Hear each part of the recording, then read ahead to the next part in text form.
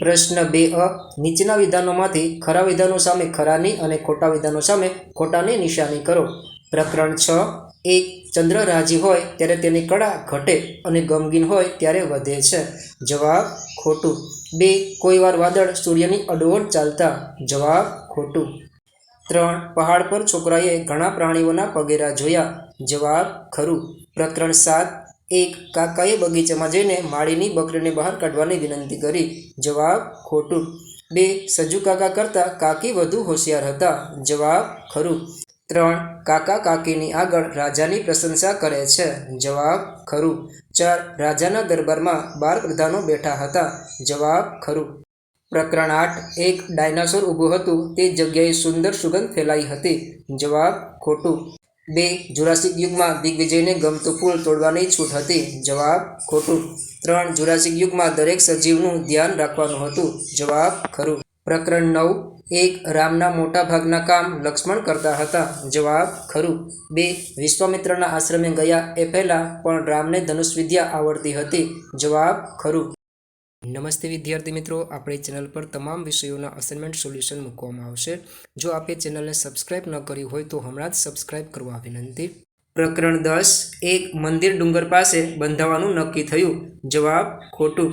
2 રાજાએ મંદિર ખુલ્લું કરવા રવિના બાપુ કહે ત્યાં શ્રીફળ ધરવાનું કહ્યું। જવાબ ખોટું। 3 રાજાના આદેશથી મંદિરના આંગણામાં રવિ અને બકરીની મૂર્તિઓ કંડારાય। જવાબ ખરું। પ્રશ્ન 2બ નીચેના વાક્યો કોણ બોલે છે તે લખો। પ્રકરણ 7 1 ઘૂસી ગઈ છે કે ઘુસાડી છે? જવાબ માળી। 2 મને કે તને ક્યાં લખતા આવડે છે?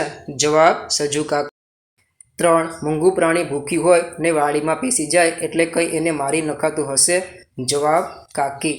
4 તમારી ફરિયાદ બિલકુલ સાચી છે। જવાબ રાજા। પ્રકરણ 8 1 તમે માત્ર આ સફેદ ખાસ આપણા માટે તૈયાર કરેલ પગદંડી પર જ ચાલી શકશો। જવાબ અમોદ। 2 તમે માફ ન કરી શકાય તેવો ગંભીર બખેડો કર્યો છે। જવાબ શાંતા। 3 નકામું લાખો વર્ષ જૂનું પતંગિયું। જવાબ દિગ્વિજય। પ્રકરણ 9 1 એના તો કાન પણ કાપી લેવા જોઈએ। જવાબ લક્ષ્મણ। 2 આવા જ વિડીયો જોવા અમારી ચેનલને લાઇક, શેર અને સબસ્ક્રાઇબ કરવાનું ભૂલશો 3 નહીં। તકલીફ તો વીરા લક્ષ્મણને પડે। જવાબ સીતા। 4 વિશ્વામિત્ર સ્વયં બધા રાક્ષસોને મારી શકે તેમ હતા। જવાબ રામ। પ્રકરણ 10 1 પશુઓ લઈને ડુંગરદેવ પર કોઈથી નહીં જવાશે। જવાબ રવિના બાપુ। 2 દોસ્તોને છૂટા પાડવાનું અમને ક્યાં કંઈ સાજે। જવાબ રાજા। 3 કેમ છો વહાલા ઝાડભાઈ, કેમ છો વહાલા પાન? જવાબ રવિ। પ્રશ્ન 2 ક કાઉન્સમાંથી યોગ્ય શબ્દ પસંદ કરી ખાલી જગ્યા પૂરો। 1 તાપણાની આસપાસ બેઠેલા લોકો ખાલી જગ્યાની વાતો કરતા હતા। જવાબ ઘરબાર। 2 છોકરો ખાલી જગ્યા પકડી પર્વત ચડવા માંડ્યો। જવાબ વેલા। ચેનલ પર નવા હોય તો લાઇક, શેર અને સબસ્ક્રાઇબ કરવાનું ભૂલશો નહીં અને હા, આપના અન્ય મિત્રોને પણ આ વિડીયો જરૂરથી શેર કરજો। 1 લક્ષ્મણ રામ સીતાથી થોડે ખાલી જગ્યાનો મહાવરો કરતા હતા। જવાબ શસ્ત્ર વિદ્યાનો। 2 રામ લક્ષ્મણના પિતાનું નામ ખાલી જગ્યા હતું। જવાબ દશરથ। 1 રાજાએ મહેલના ખાલી જગ્યામાં સભા ભરી। જવાબ ચોક। 2 ખાલી જગ્યામાંથી કોઈના રડવાનો અવાજ સંભળાયો। જવાબ મંદિર। પ્રશ્ન 2ડ ટૂંક નોંધ લખો। 1 કાકી। કાકી સજુ કાકાના પત્ની હતા। તેઓ અભણ હતા પરંતુ હોશિયાર હતા। તે સ્વાદિષ્ટ ઢેબરા બનાવતા હતા। તે માળીએ બકરી મારી નાખતા ખૂબ રડ્યા હતા। તેમણે સજુ કાકાને માળીની ફરિયાદ શેઠને અને શેઠે ન્યાય ન કરતા અરજી લખીને રાજાને આપવાનું કહ્યું હતું। કાકી અભણ હતા તો પણ લાકડાના પાટિયામાં સંકેતો દ્વારા અરજી લખવાનો પ્રયત્ન કર્યો। કાકાને પ્રોત્સાહન અને હિંમત આપીને ન્યાય માટે રાજાના દરબારમાં મોકલ્યા।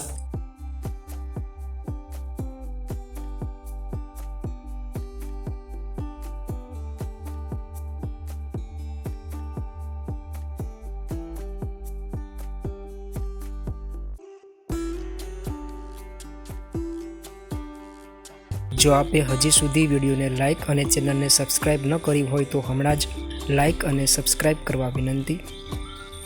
આવા જ વિડીયો જોવા અમારી ચેનલને લાઇક, શેર અને સબસ્ક્રાઇબ કરવાનું ભૂલશો નહીં। નમસ્તે શિક્ષક મિત્રો, વાલી મિત્રો અને વિદ્યાર્થીઓ, આપના સાથ અને સહકારથી આજે આપણી ચેનલ પર 3000+ સબસ્ક્રાઈબર પૂરા થઈ ગયેલ છે।